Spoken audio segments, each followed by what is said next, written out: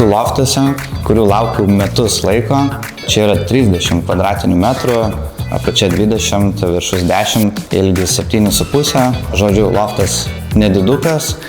Ir trumpai papasakosiu, ką mes čia veiksim. Visų pirma, aišku, samazgą įrenginėsim. Ir čia iš karto susidūrėm su problema, kad stovas yra pakilęs virš grindų lygio. Ir rangovas prašė čia nieko neliesti, nežeminti, tai perplanavom dušą darysim šitoj vietoj, WC darysim, šitoj vietoj praustuvą, boilerį perkelsim į viršų. Šituose loftuose yra aukštis lubų labai žemas, tai irgi čia teko pagalvoti, ką daryti. Čia yra 2 metrai tik tais aukštis ir labai nenorim tiesiog pakabinti lubų, nes nusileis aukštis, tai darysim intarpus.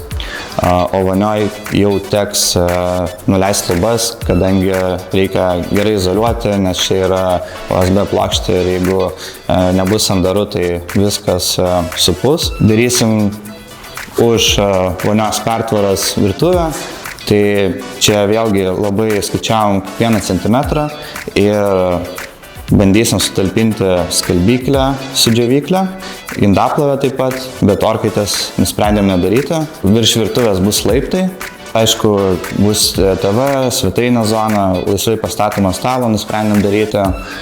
Tai va, ir didžiausias minusas šito lofto, kaip ir minėjau, yra aukštis ir antram aukšte apskritai yra tik 1,60 m, dėl to vystytoja ir nuleido antrasolę, nes kadangi norint registruoti antro aukšto plotą, tai turi būti ne žemiau negu 1,60 m, dėl to nuleido čia antrasolę, tai viršui taip pat nėra daug vietos.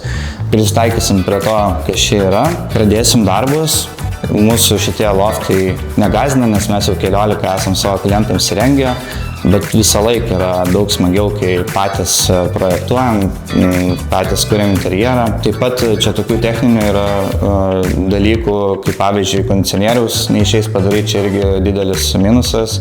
Ir taip pat šildymo sistema man kelia abejonių, dėl to, kad čia yra dujinis katilas per visą pastatą.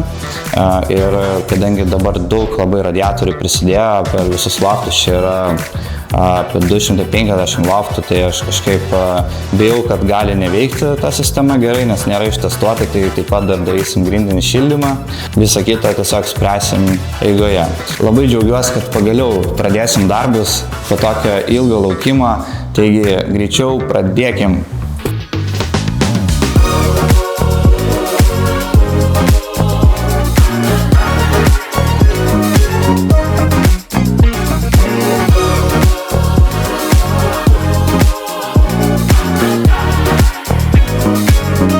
Pagaliau sugrįžom į loftus.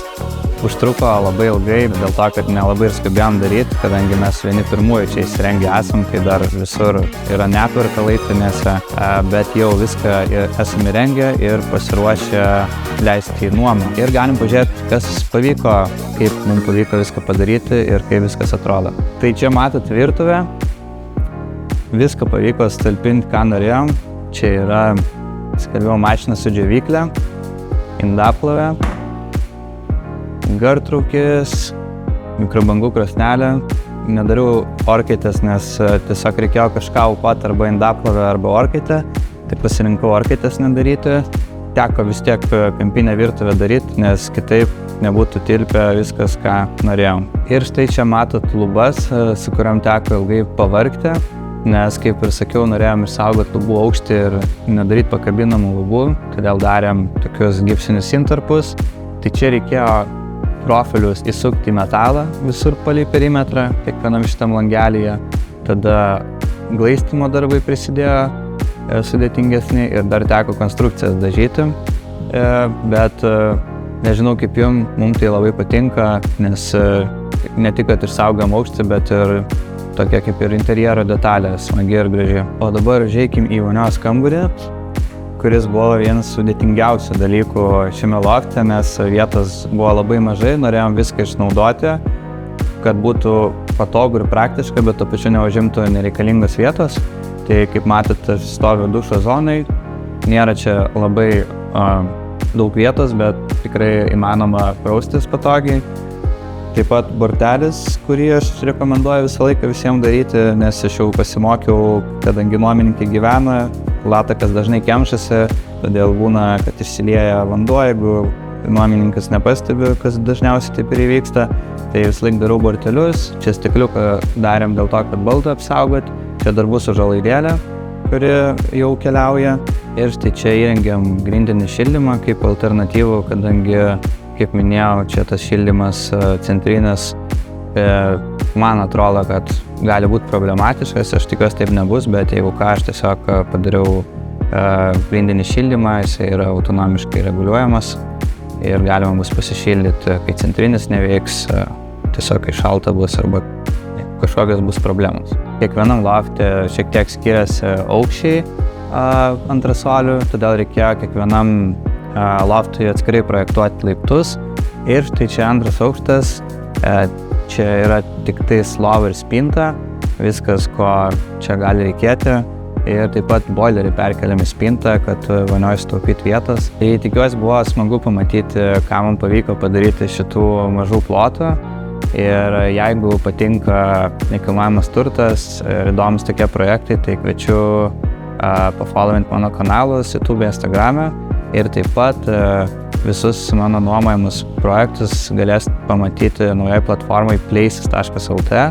Ir tuo pačiu per tą platformą galėsite užsakyti nakvynę keliom naktim ar ilgesniam laikui be tarpininkavimo mokesčio. Bus pigiau nei Booking ar Airbnb. Jeigu norite, kad mūsų komanda pasirūpintų statybos darbais, tai taip pat galite kreiptis ir pažiūrėti mūsų darbus naujaserdvės.lt puslapį.